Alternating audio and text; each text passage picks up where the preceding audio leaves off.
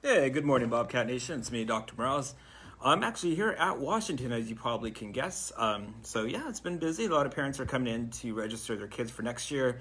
So I hope you're staying safe, being and taking care of yourselves, making sure that you're going on your Google Classrooms and doing everything that you're supposed to be doing. All right, Bobcat Nation, I'm proud of you. All right, sounds like the end of it, but all right, we're just getting started. All right, so we're going to read Charlotte's Web. We're still going to continue with the chapter, A Miracle.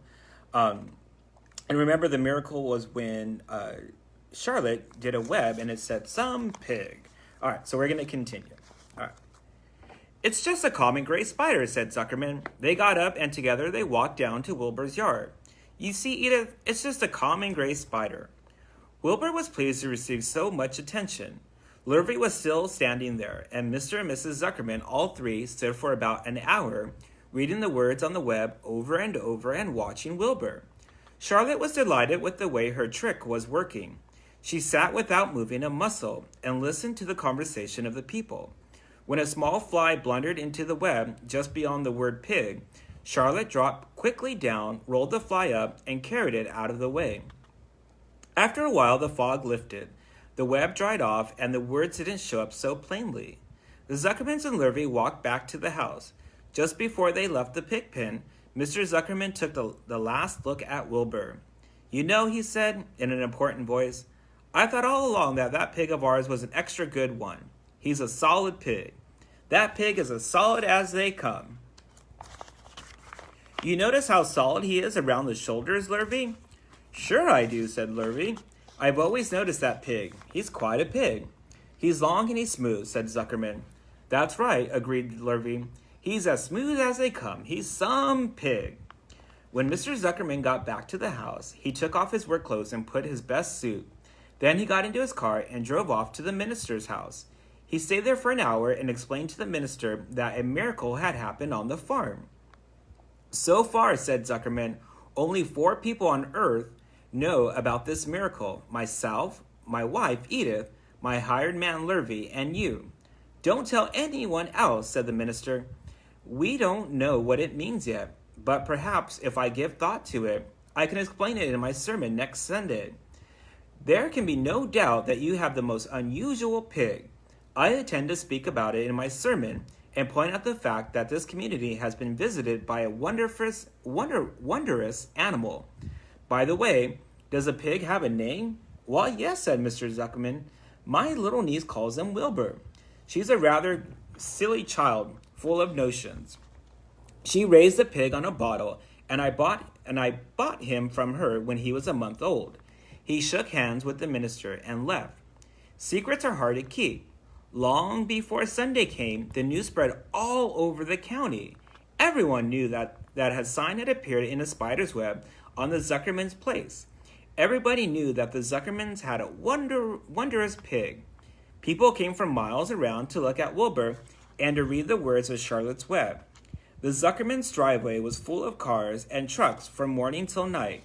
Fords, Chevys, Buicks, Roadmasters, GMC pickups, and Plymouths, and Studebakers, and Packards, and DeSotos with geometric transmission, and Oldsmobile with a rocket engine, and Jeep station wagons, and Pontiacs. A lot of these companies don't even exist anymore. It's kind of funny. The news of the wonderful pig spread clear into the hills. The farmers came rattling down in the buggies and buckboards to stand an hour and a half at Wilbur's pen, admiring the miraculous animal. All said they had never seen such a pig before in their lives. When Fern told her mother that Avery had tried to hit the Zuckerman spider with a stick, Mrs. Arable was so shocked she sent Avery to bed without any supper as punishment. In the days that followed, Mr. Zuckerman was so busy entertaining visitors that he neglected his farm work. He wore his old clothes all the time now, got right into them when he got up in the morning. Mrs. Zuckerman prepared special meals for Wilbur.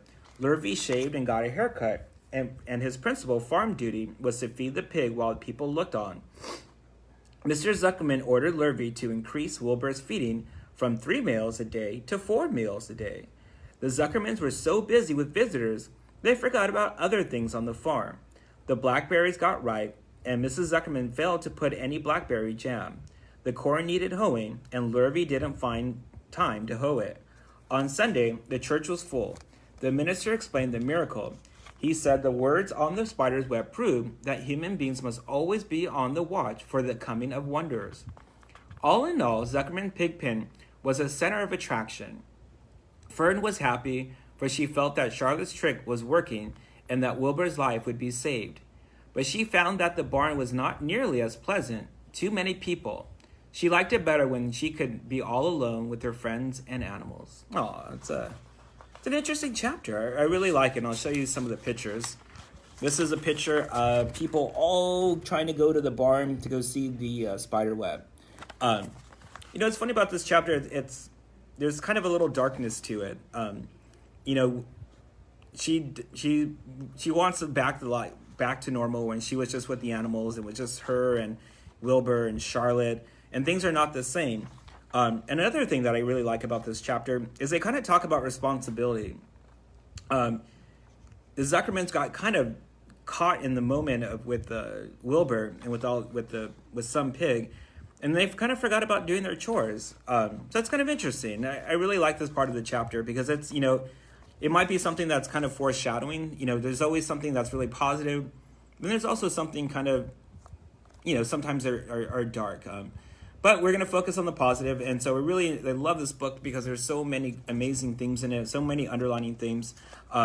So that's it for today. So I'll read with you guys on Tuesday. You have Miss Coca tomorrow for her reading hour. All right, guys, I hope you're doing well. We miss you. We love you. Hope you're staying safe and really look forward to the time that we can come back to Washington, see all your faces and just be at school again. All right, I'll talk to you guys later. Bye.